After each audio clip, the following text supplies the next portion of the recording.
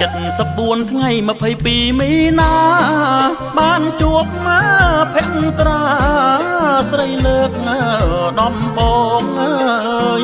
ចាប់ចិត្តស្រឡាញ់ចង់ចាញ់រឿងស្អប់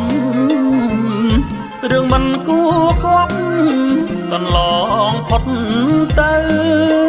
អើយគ្រូពេទ្យក្រមុំខ្ញុំមកពីឆ្ងាយមករក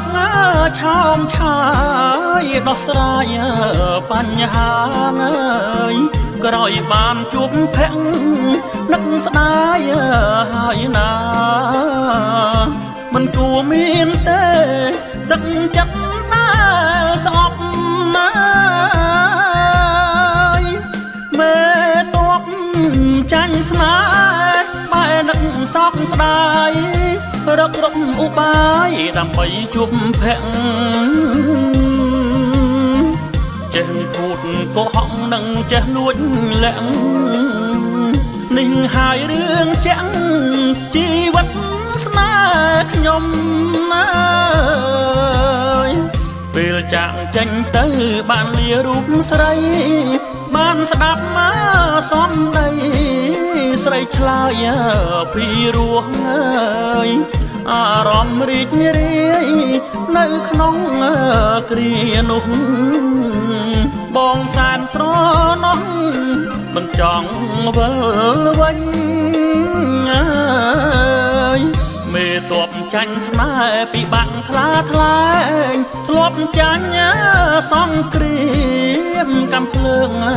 មានផ្សែងអើយរបួសច្រើនលើកធ្លាប់ត្រូវគេសែងតែចិត្តមិនក្រែងដូចចាញ់ស្នេហា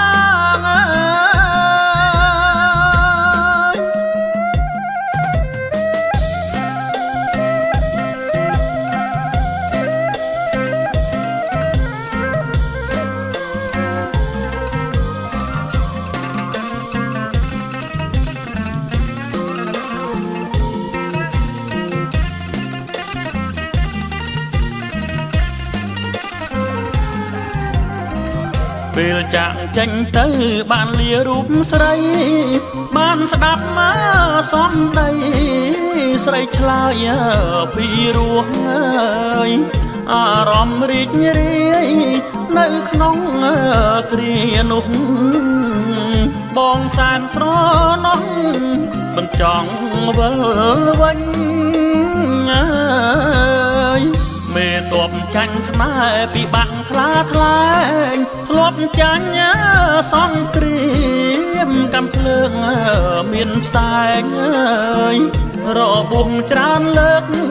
ធ្លាប់ត្រូវគេសែងតែចិត្តមិនក្រែងដូចចាញ់ស្នេ